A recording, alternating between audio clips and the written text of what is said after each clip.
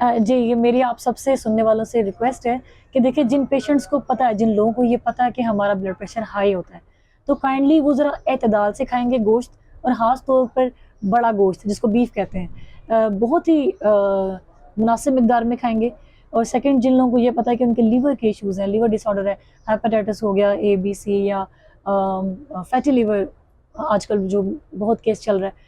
ऐसे पेशेंट खुद से देखेंगे ना तो बीफ ज़्यादा खाना है, ना मटन ज़्यादा खाना है। सुन्नत ज़रूर अदा करें, वो मना नहीं है। मिसमैच ना करें। अगर सुबह में बीफ खाया तो रात में मटन नहीं खाएँगे। मिसमैच ना करें। एट लीस्ट उसमें 12 घंटे का वक़फ़ा डाल लें। कुछ आवर्स का डिस्टेंस कर लें।